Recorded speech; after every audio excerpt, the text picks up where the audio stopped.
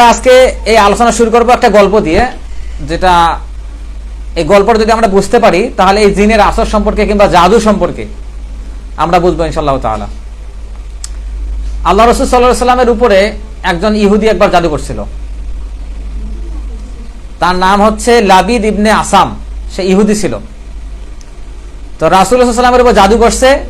তখন আল্লাহ রাসূলের একটা রোগ হয়েছে, ভুলে যাওয়া রোগ।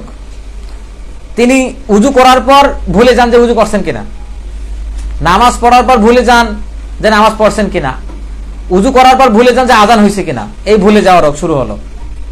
তখন তিনি আল্লাহর কাছে দোয়া করলেন, বারবার দোয়া করতে থাকলেন, হে আল্লাহ, আমার এই যে অবস্থা, আমি যে বারবার ভুলে যাচ্ছি, ইবাদত করে মানে শান্তি হচ্ছে না, ইবাদত করছি কিনা মনে নাই।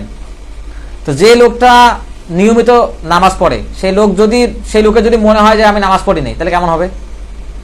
তোমার পেটে পছন্দ ক্ষুধা, তুমি খাইছো, তোমার মনে নেই, তুমি আবার খাইতেছো, তাহলে একটু বদহজম হবে। তো আল্লাহ রাসূলের যখন এই অবস্থা, তখন তিনি আল্লাহর কাছে দোয়া করতে থাকলেন, কারণ মানুষের তো ক্ষমতা নাই কোনো কিছু করার।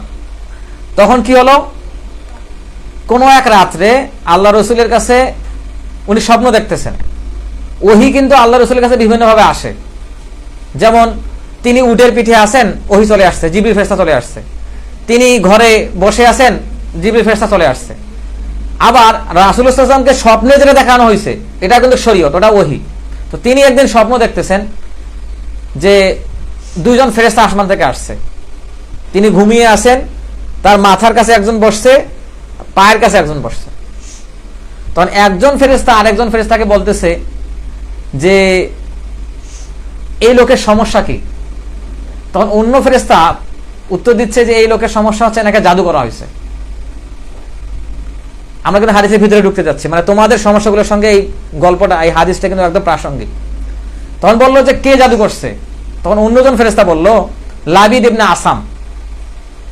যখন এই অবস্থা, তখন প্রথম যে ফেরেশতা প্রশ্ন করছিল যে এই লোকের কি হয়েছে, সেই ফেরেশতা আবার বলল যে কিভাবে জাদু করা হয়েছে। তখন সে উত্তর দিল আরেকজন যে চুল, চিরুনি এবং খেজুর গাছের যেখানে ফুল হয় না, মোসা যেটাকে বলে, চুল, চিরুনি এবং খেজুর গাছের মোসা একসঙ্গে করে গেটো দিয়ে জাদু করা হয়েছে, গিট দিয়ে জাদু করা হয়েছে। এরপর বলছে যে এই জাদুর বস্তুটা কোথায় রাখা হয়েছে? হ্যাঁ, তখন দ্বিতীয় ফেরেশতা বলল যে এই জাদুর বস্তুটা, এটা একটা কূপ আছে, জারওয়ান যে কূপের নাম, সেই কূপে ফেলে রাখা হয়েছে। বোঝা গেছে? এরপর রাসূলুল্লাহ সাল্লাল্লাহু আলাইহি ওয়াসাল্লামের ঘুম ভেঙে গেল।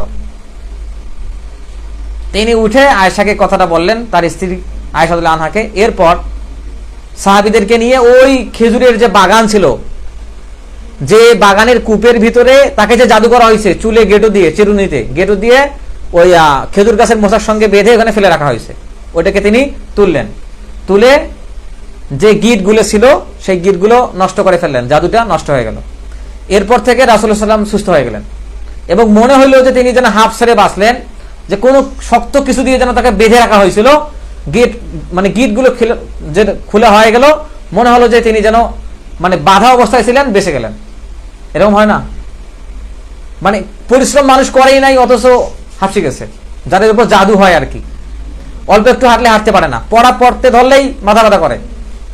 মেয়েটা দেখতে শুনতে ভালো, সবাই ভালো কথা বলে, বিয়ের ঘরে আসলেই চিল্লাচিল্লি শুরু, একটা চেহারা রক্তবর্ণ হয়ে যায়, চিল্লাচিল্লি করে, মানে দাঁত কিটমিট করে। এগুলো সবগুলো জিনের আসর।